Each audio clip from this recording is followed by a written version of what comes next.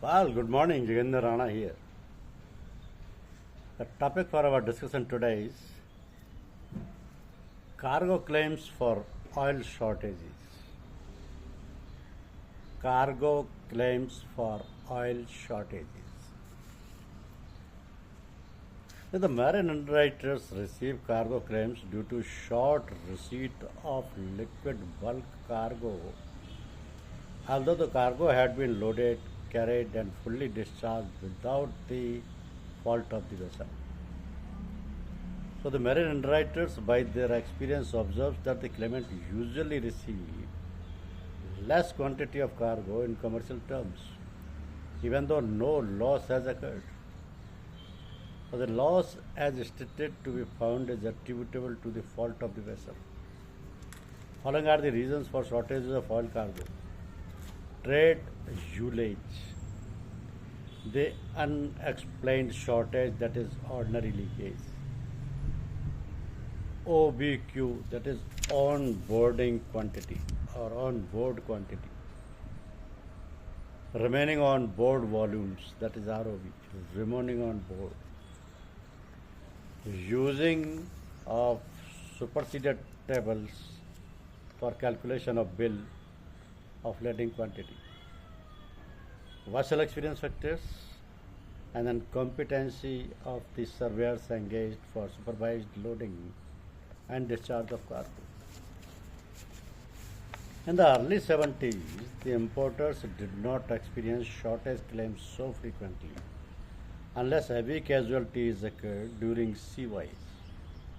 But due to price escalation of crude oil at the end of 1973, both oil companies and cargo underwriters had suffered cargo losses due to imposition of standard insurance deductibles, says 0.5% on the value of whole consignment.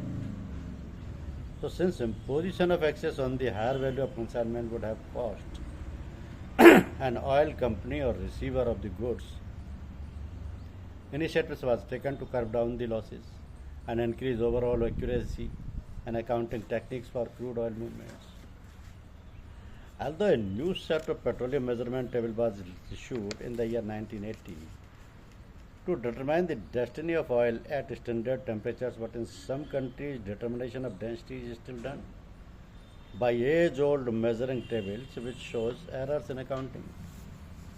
So although the cargo loss below or equal to loaded quantity of 0.5% was not admitted by the ship owner, but in the USA the 0.5% allowance has been rejected by the USA courts, who are very reluctant to accept a fixed yardstick maintained by the ship owners.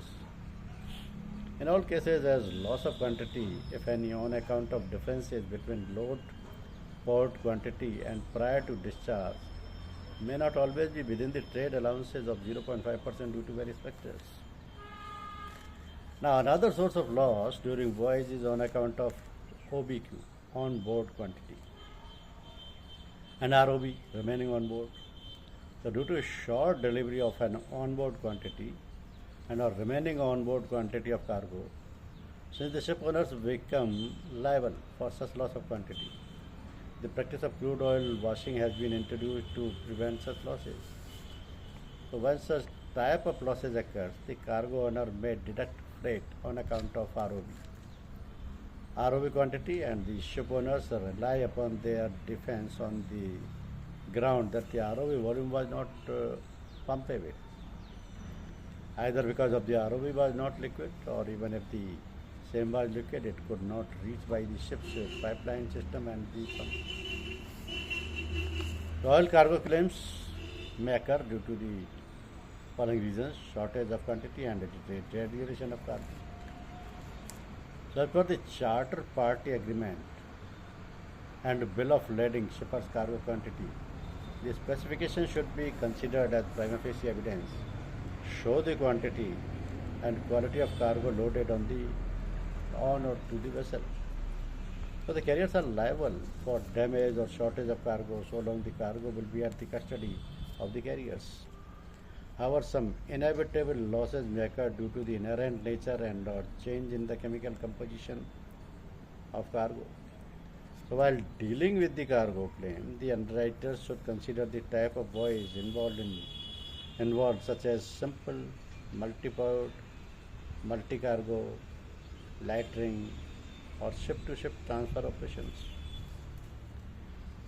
As far as oil shortage is concerned, the short receipt of oil without substantiating the cause of shortage is termed as paper shortage. It has been stated that shortage occurs due to inaccuracies in the measurement and calculation errors for the quantification